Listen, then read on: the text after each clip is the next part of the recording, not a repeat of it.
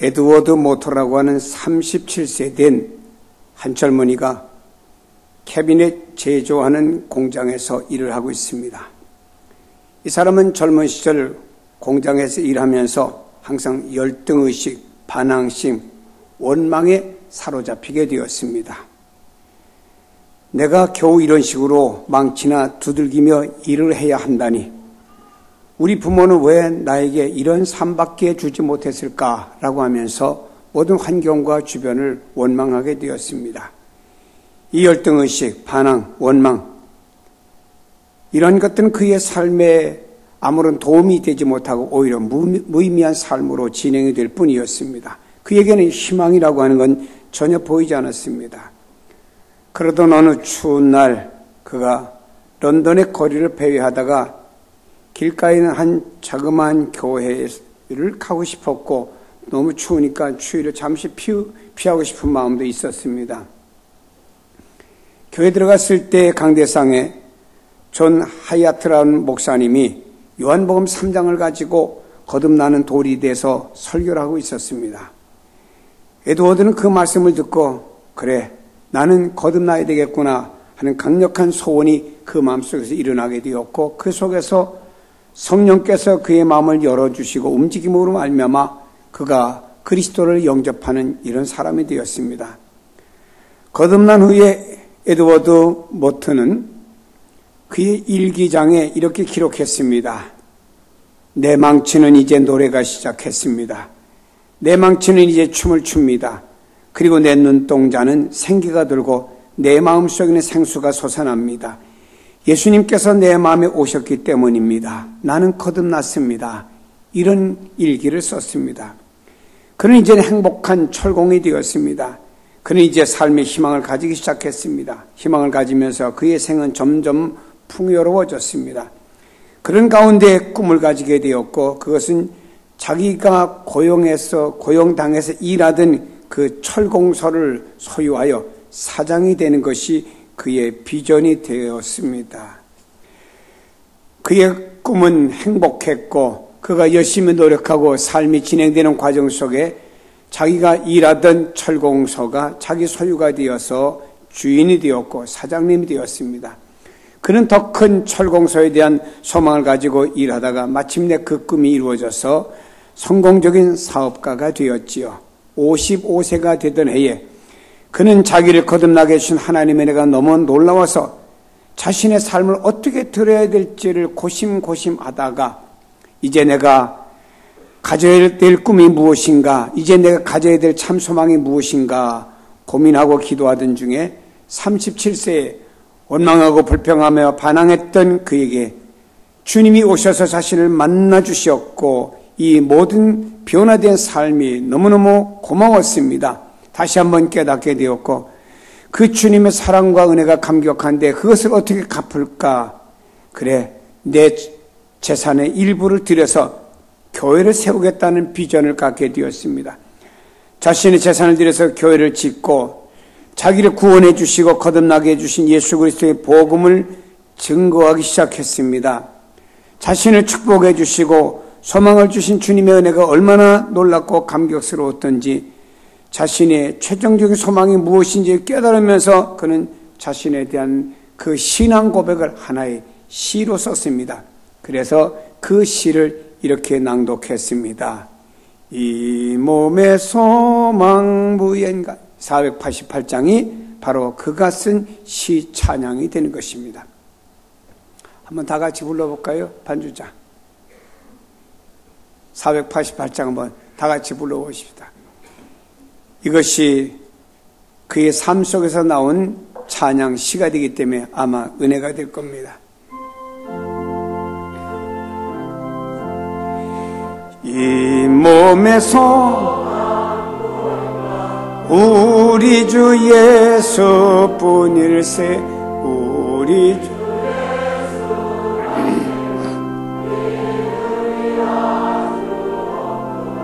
주 나의 반석이시니 그 위에 내가 서리라 그 위에 내가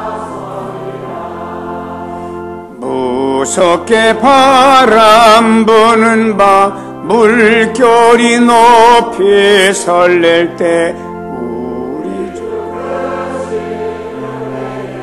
소망의 낯을 주리라. 주나의 반석이 시니 그 위에 내가 서리라. 세상에 믿던 모든 것 끊어질 그날 되어도 주의 언약 미사와 내 소망 더욱 크리라. 주 나의 반석이시니 그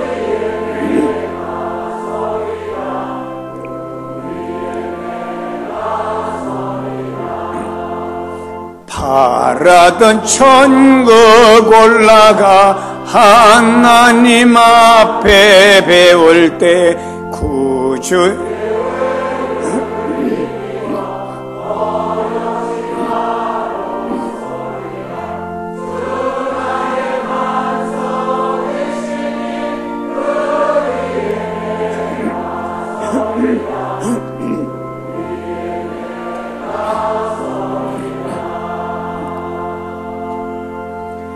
에드워드 모트라고 하는 사람은 젊을 때 자기의 삶을 저주했습니다. 내가 왜 이렇게 망치나 두드리면서 남의 집에서 이런 일을 하려고 내가 이 땅에 태어났는가. 어머니도 저주했고 주변의 환경을 저주해왔습니다. 그러던 그가 어느 날 주님을 만나게 되었습니다. 이제까지 가졌던 자기를 비관하고 부정적으로 봤던 모든 것들이 깨어지기 시작했고 자기 안에 주님이 계심으로 말미암아 자기의 소망이 새로워졌고 그 소망이 이 땅에서 비전까지 가지며 나간 결과 그리스도 안에서 축복을 받고 이 축복도 스스로 누리지 않고 주님을 위해서 어떻게 드릴 수가 있을까라고 생각하며 주님 앞에 드리는 삶을 사는 과정 속에서 하나님, 내가 이제 복음을 전하며 나의 인생을 이렇게 살겠습니다라고 고백하며 불리어진 시가 찬송에 대해서 오늘 우리에게까지 이 몸의 소망이 무엇인가라고 부르며 하나님께 영광을 돌리고 있습니다. 사랑하는 여러분이요, 여러분의 소망이 무엇입니까? 여러분이 이 땅에 살면서 여러분의 최종적인 소망이 무엇이라고 생각합니까? 여러분 스스로를 돌아보시길 바랍니다. 한번 점검해 보시기 바랍니다. 나의 소망이 얼마나 가치가 있는 것일까? 사도 바울이라고 하는 사람은 이렇게 말하고 있습니다. 나의 간절한 기대가 무엇이냐? 여기 간절한 기대라고 하는 말은 파수꾼이 저 망루에 서가지고 멀리를 바라봅니다. 목을 세워서 곧또 멀리를 바라보다 어느 한 시선에 딱 꽂혀가지고 세밀히 바라보고 그 시선을 띄지 않습니다. 한 곳을 집중하며 바라보는 그 망루에 서 있는 한 파수꾼이 바라봤던 그것이 한 곳에 집중되는 소망이라고 표현을 하고 있는 것입니다. 여기는 바울은 나의 소망이 무엇입니까? 바울은 말합니다. 나는 감옥에서 풀려나기로 혹은 내 형량이 감량되기를 소원한다는 말을 하지 않았습니다. 나의 간절한 기대와 소망을 따라 아무 일에든지 부끄러워하지 아니하고 지금도 전과 같이 온전히 담대하여 살든지 죽든지 내 몸에서 그리스도가 존귀하게 되려 하려 하나니라고 말했습니다. 사도 바울은 지금까지 많은 경험을 하며 인생을 살아온 사람입니다. 수없이 복음을 전했고 수많은 사람들이 예수님을 만나게 되었고 많은 곳을 다니면서 복음을 전한 이런 사람이 되었습니다. 그 과정에서 그가 느끼고 깨달은 것이 얼마나 많았겠습니까? 바울은 이제 로마 감옥에서 앞으로 얼마 남지 않은 시간 한 5년 내지 6년만 그가 있다가는 순교를 당하게 됩니다. 자기의 삶이 얼마 남지 않은 것을 알았습니다. 몇몇 교회에 자기의 그 신앙과 심정을 담은 편지를 써서 보내게 되었습니다. 그 편지 가운데 하나가 오늘 같이 읽은 빌립보서가 되는 것입니다. 오늘 말씀은 바울이 그가 깊이 깨달은 하나님이 의해서 깨달은 하나님의 말씀을 우리에게 주고 고백하는 내용이 되는 것입니다.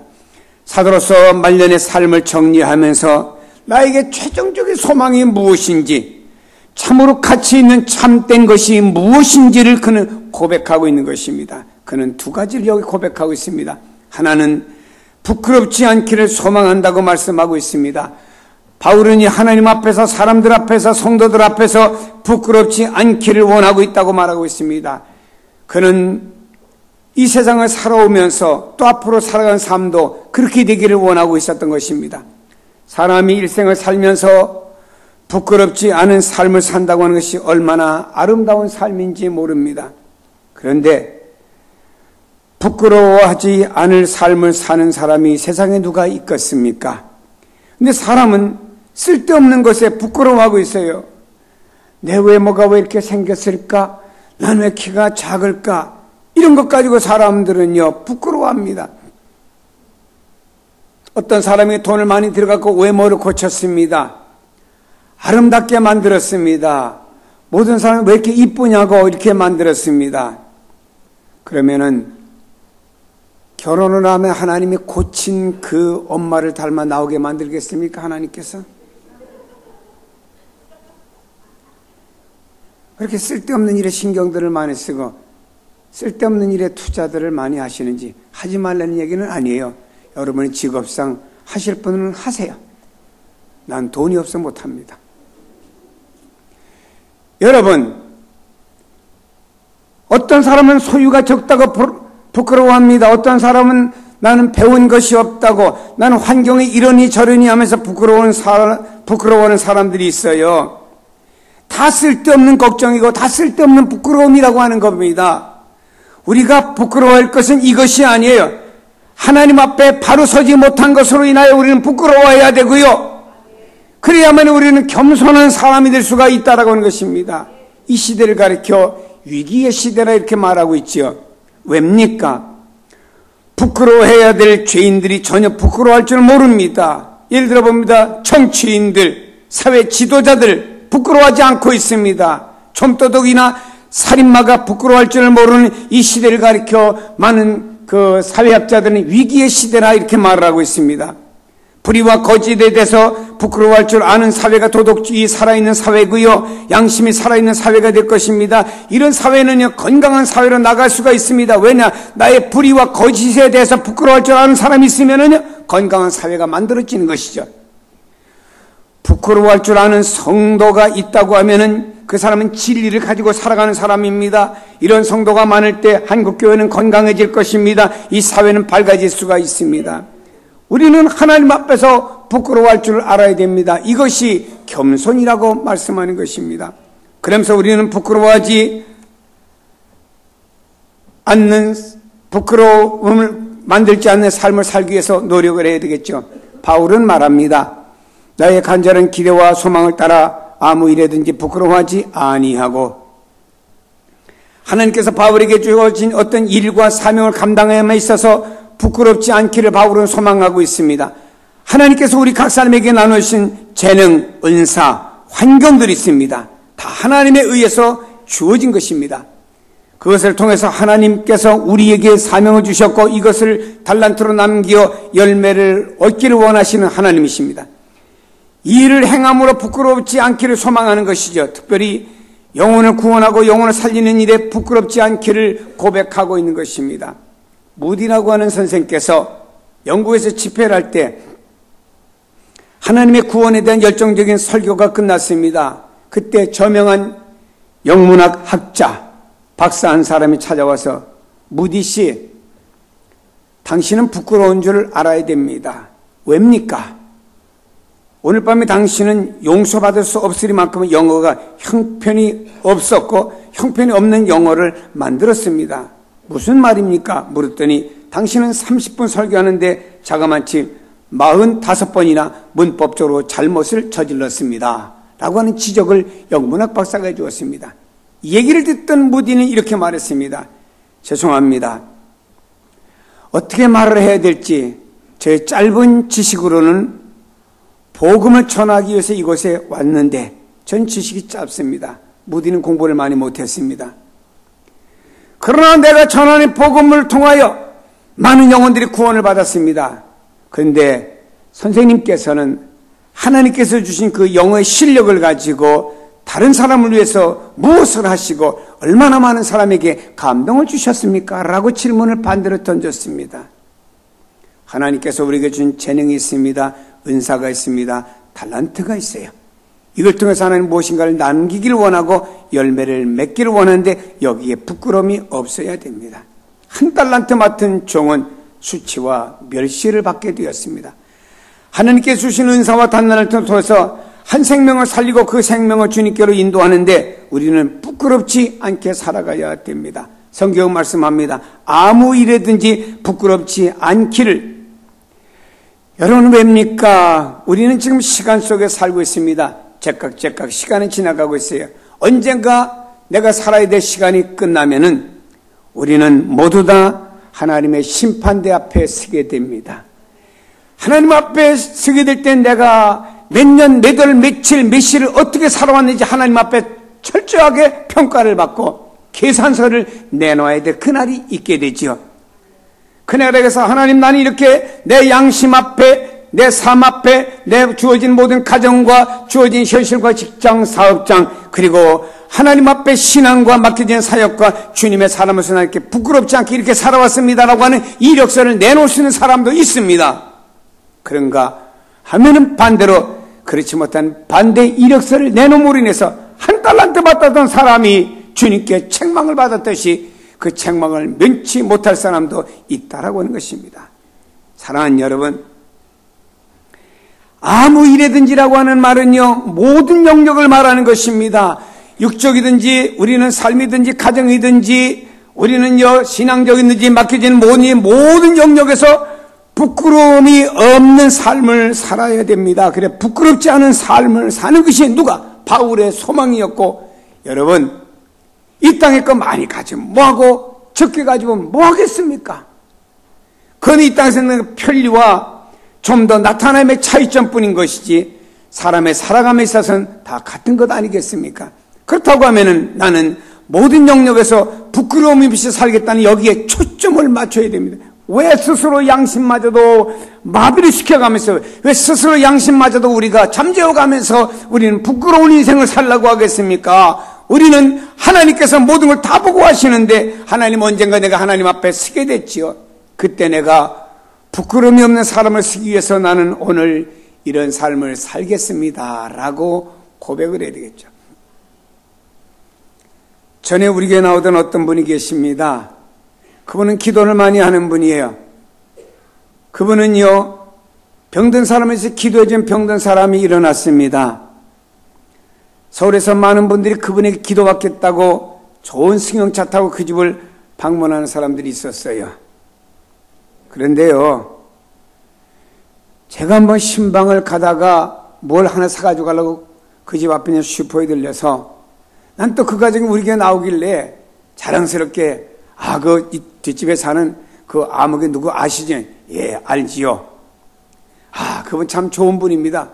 기껏 설명을 했더니 그 슈퍼의 주인 되신 분이 누구세요? 그분이 나오는 교회 담임 목사입니다. 그랬더니 잘 좀 가르치세요. 그래서 난 놀래가지고 뭘 가르칩니까? 우리 동네에서요 연탄값 떼어먹고요, 쌀값 떼어먹고요, 부식값 떼어먹는데 그분이 소문났어요. 하나님 앞에는 귀할는지는 몰라도 사람 앞에는 부끄러운 삶을 살고 있다 이 말입니다. 여기 성경에 아무 일에든지 하는 말은 하나님 앞에나 사람 앞에나 환경이나 모든 앞에 자신 앞에서도 부끄럽지 않는 영역의 삶을 살기를 소망한다고 하는 것이 바울의 소망인 줄로 믿고 그 소망이 여러분의 소망이 되기를 축복합니다. 바울은 이렇게 말합니다. 나 자신의 삶을 통해서 주님이 존귀하게 되는 것이 그의 소망이었습니다. 다른 성경 번역한 것에 보면 이렇게 말하고 있습니다. 나의 생활을 통틀어 그리스도의 영광을 드러내는 것이다. 나의 생활을 통틀어서 나는 그리스도의 영광을 드러내는 것이다 라고 바울은 고백하고 있습니다.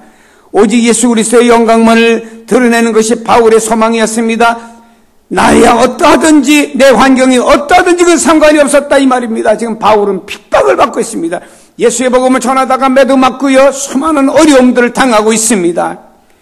빌립보 교인들 중에 바울을 시기하는 무리들이 바울을 괴롭히기 위해서 바울을 모함해서 감옥에 갇혔습니다. 로마 감옥에 투옥된 상황입니다. 그에게서 지금 외적인 환경은 최악이라고 부를 수밖에 없죠. 그런 환경을 바울은 부끄러워하지 않았습니다. 바울은요, 빌립보서서 보내면서도 그가 자기 환경을 숨기지 않았습니다. 내가 감옥에 있다라고 자신의 환경을 부끄러워하지 않았습니다. 다시 말해 자신을 부끄러워하지 않았습니다. 만약 여러분이 오두막집에 산다든지 여러분의 환경이 부족하면 여러분 어떻게 하겠습니까? 부끄러워 여기겠지요. 바울은 이걸 가지고 부끄러워하지 않았습니다. 바울이 감옥에서 나와서 잠시 새 집에 남의 집을 렌트해갖고 살면서 복음을 전하면서도 내가 남의 집에 새 집에 살고 있다고 부끄러워하지 아니했다 이 말입니다. 바울은요 이런 환경 가지고 부끄러워하지 않았습니다.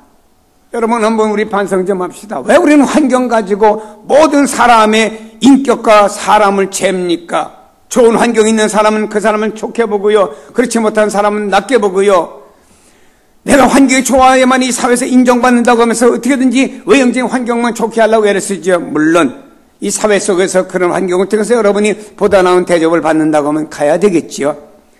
그러나 여러분, 우리는 환경이 연약하다고 해서 이걸 부끄러워해서는 안 됩니다. 우리의 삶으로 인해서 오직 바울은요 예수 그리스도만이 존귀하게 되기를 소망하는 삶을 살아가고 있다라고 하는 것입니다. 여러분, 사람들이 주변을 신경을 많이 쓰지요. 어디에 사느냐, 어떤 환경을 가졌느냐, 무엇을 하느냐.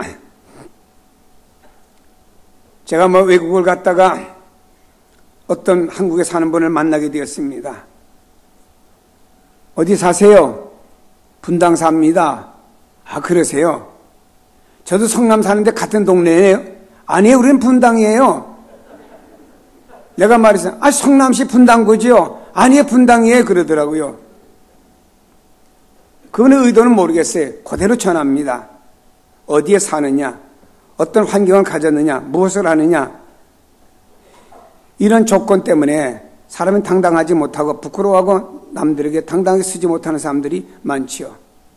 결혼의 조건도 결혼할 때 어떤 외형적인 조건을 많이 따지죠. 어떤 환경이냐, 어떤 조건을 가지냐. 그래서 내가 맞는 조건이 맞으면 결혼을 합니다. 그러나 거기서 진짜 놓치는 사람들이 있더라고요. 영적인 조건을 안 맞추더라고요. 나중에 영적인 조건이 안 맞으니까 삶에 있어 여러 가지 힘든 일이 있더라고요. 우리 교회도 보면은 외적 믿음을 가지면서 만족하기보다는 그것 때문에 힘들고, 혹은 상대방이 자기 신앙에 대해 이해해 주지 못함으로 해서 여러 가지 어려움, 마음의 고통이 있는 것을 느끼겠더라고요. 여러분, 우리는 이것을 알아야 됩니다. 좋은 환경, 좋은 집, 좋은 교회, 시설 다 필요합니다. 그러나 중요한 것이 하나 있어요. 나를 통해서 예수 그리스도가 존귀히 되는 것, 높아지는 것. 할렐루야. 나에게는 좋습니다. 사람에게는 좋습니다. 그러나 그 가운데서 그리스도가 드러나지 않습니다. 하나님의 영광이 나타나지 않으면 그건 내 삶에 아무것도 아니라고 하는 거예요. 여러분의 삶은 아무리 좋은지 몰라요. 그러나 그 가운데 그리스도가 드러나지 않으면 하나님이 보신 여러분의 삶은 아무것도 아니라 이게 인정을 못 받는 삶이죠. 사랑하는 여러분요,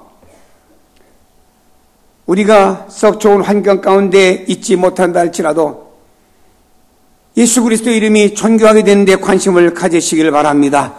그리스도가 존귀하게 될 때 하나님이 받으시는 교회, 하나님이 받으시는 사람들이 될 줄로 믿습니다. 저는 지난 주간까지 우리 교회에서 80대 약간 전에서부터 후 세대를 신방을 했습니다. 그분은 여기 앉혀놓고 이 말해서 죄송합니다. 이해를 좀 하세요. 조그만 방 한 칸에 살아요. 우리말로 말하면 쪽방이죠. 한 5명 들어가면 꽉 차는 방입니다. 제가 권사님 댁에 가서 예배 드리는데, 하나님, 나는 죄송합니다 그랬어요. 하나님 앞에요. 묵도하면서. 왜냐, 저 권사님 이게 쪽방 사시는데 저는 큰 집 사니까 참 환경적으로 비교해 볼 때 하나님 저 죄송하네요 그랬어요. 그 권사님의 아드님은 목사님이세요. 좋은 교회 목회하세요. 어머니 고생하지 말고 내려오세요. No. 그 권사님 성남에 집도 있어요. 쪽방이 아닌 큰 집도 있어요. 거기서 안 살겠다 이거야. 그곳에 살면 자기의 일이 있다고 합니다. 그 주변에는요, 많은 노숙인들이 있고요. 그 주변에 방들이 많은데 권사님은 아드님이나 자기 집에 가서 누릴 수 있는 환경이 있지만도 그것을 더 선택하며 목사님, 난 이곳에서 내 힘이 닿을 때까지 남은 생애를 살아보렵니다. 왜요, 권사님? 목사님, 한층을 제가 이렇게 관리해가면서 좋은 방 주셔서 주인이 줘서 살고 있고요. 또 그 옆에 조그만 복이 있더라고요. 목사님, 다른 사람은 복도 없는데 요만한 복도 있어요. 그 조그만 방 하나, 그 조그만 부엌 하나 그렇게 행복해 하더라고요. 우리 반성 좀 하고 삽시다. 진짜 반성 좀 하고 삽시다.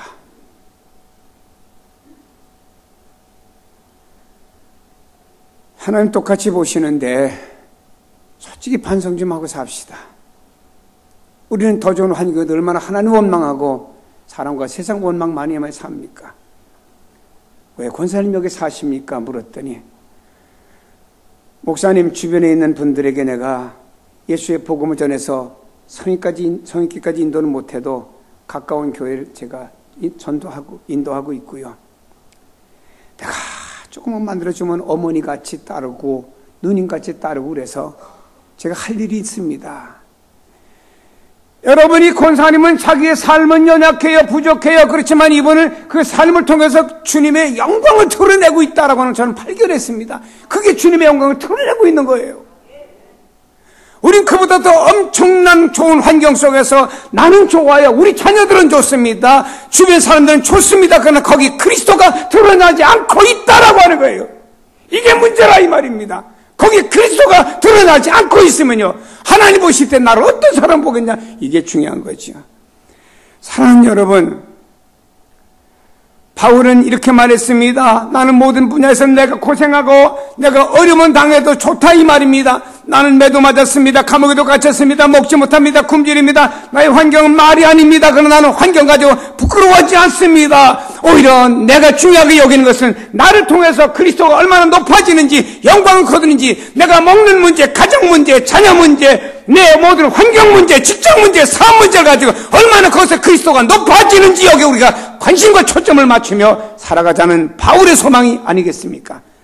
사랑하는 성도 여러분, 모든 분야에서 주님을 높이기를 원했던 사람이 사도 바울이라고 고백하고 있습니다.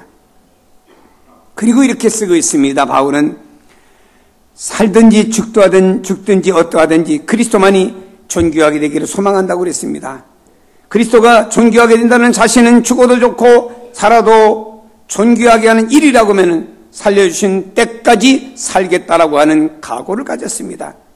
사실 사도 바울의 마음은 그리스도와 함께 부활의 영광에 참여하고 있습니다. 오늘 본문에는 이 말씀하는 그런 내용을 우리에게 소개하고 있는 겁니다. 자신이 지금 죽는다고 해도 두려울 것이 없다라고 했습니다. 왜냐?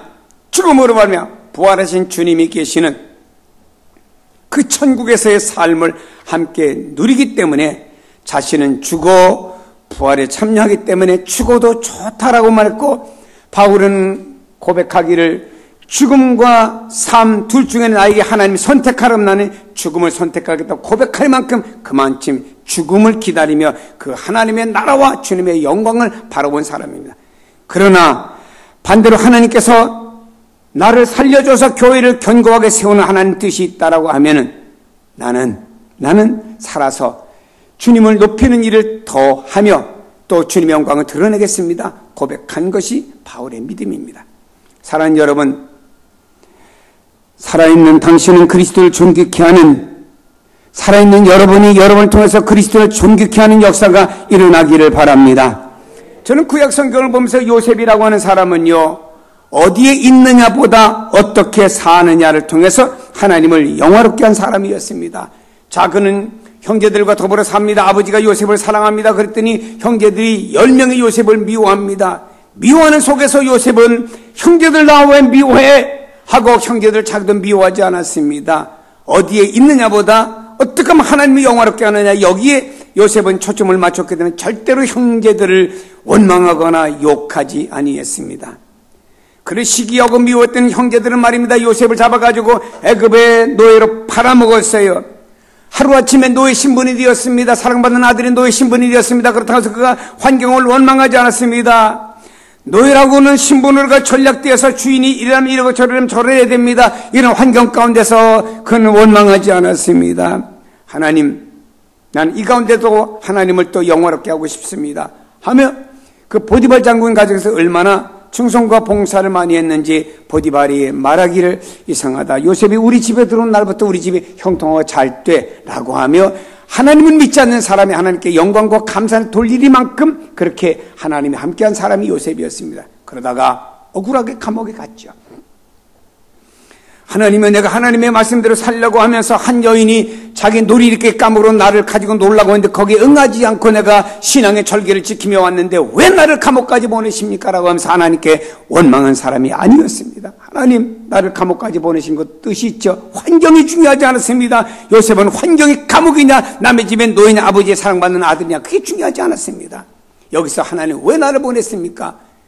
거기서 성실하게 자기 맡겨진 일을 감당하며 그는 결국에 하나님께 인정을 받고 더 나가서 그는 간수에게 인정받아 감옥의 행정사무를 맡는 사람이 되었지요. 여러분, 요셉은 가는 곳마다 하나님이 함께하는 사람이 될 때 형통한 사람이 되었습니다. 요셉은 하나님의 임재를 느꼈습니다. 자신의 주어진 삶 속에서 삶이 중요한 것이 아니고 어떻게 하면 하나님을 영화롭게 할까, 높일 수 있을까를 생각한 사람이었습니다. 여러분, 내가 하나님을 경외하고 하나님 나와 함께 하심을 우리의 삶의 형통을 통해서 또 세상 사람들이 나를 통해 그리스도를 보고 만난다고 하면은 내가 그리스도를 존귀케 하는 삶을 사는 사람이 되는 것입니다. 그리스도를 존귀하게 하는 소망을 가진 사람이라고 하면은 이 사람은 죽음도 두려워하지 않습니다. 바울은 고백합니다. 죽어도 그리스도를 존귀하게 할 수 있는 일이라면, 바울이 죽어도 그리스도를 존귀케 하는 일이라면 중요한 것이죠. 어느 장로님이 임종하시려고 하니까 목사님과 그 교회에 쫙 앉아서 마지막 찬송 부르면서 장로님의 임종을 지켜보고 있습니다. 장로님은 마지막에 힘을 다 모아가지고 목사님과 교인들에게 이렇게 말했습니다. 이제 나는 먼저 천국에 갑니다. 여러분, 이 땅에서 더 수고하셔야 되겠구만요. 슬픔도 없고 한숨도 없고 두려움도 없고 질병도 죽음도 없는 저 천국이 보입니다. 저 먼저 갑니다. 나중 만납시다. 돌아가셨어요. 마지막에 그 순간이 얼마나 하나님의 영광을 드러내면서 갔습니까? 이것이 죽어도 그리스도의 영광을 드러내는 삶이라고 하는 것을 볼 수가 있습니다. 여러분, 이것이 믿음의 능력입니다. 소망을 가진 사람의 모습입니다. 죽어도 그리스도를 존귀케 하는 믿음이지요. 살아있을 때뿐만 아닙니다. 죽어도 그리스도를 드러내는 삶이 참 믿음의 사람입니다. 어떻게 사느냐만큼 어떻게 죽느냐도 중요한 것이죠. 때문에 우리는 늘 하나님 앞에 기도해야 됩니다. 살든지 죽든지 주님의 영광을 위해서 하겠노라고 하는 믿음으로 나가시기를 축복합니다. 바울은 이 소망을 그리스도를 만난 이후에 항상 가지고 살았습니다. 오늘 본문에 보면 지금도 전과 같이, 전에도 그렇고 지금도 그렇고 후에도 이 소망 가운데 살기를 원한다고 바울은 표현하고 있는 것입니다. 이것을 늘 준비했으면, 그래, 부끄럽지 않게 살자. 그래, 나를 통해서 내 환경이 어떠하냐 중요한 것이 아니다. 있으면 먹고 없으면 금식하고, 그러니 그에겐 가난도 문제가 되지 않고 부여도 문제가 되지 않았습니다. 그는 어떤 환경이든지 오직 하나님의 영광을 위해서라고 하는 것입니다. 우리가 항상 하나님께서 내게 맡겨주신 일에 대해서 부끄럽지 않은 삶을 살아야겠다고 하는, 내가 살든지 죽든지 그리스도를 존귀하게 하는 삶을 살아야지라는 의식을 가지고 살아갈 때 바울의 고백이 여러분의 고백이고 여러분의 삶이 될 줄로 믿습니다. 사랑하는 여러분이요, 오늘 우리는 한 경륜자의 소망을 보았습니다. 그의 소망은 소멸되고 힘없는 것이 아니라 생의 원동력이고 하나님의 나라 자체였지요.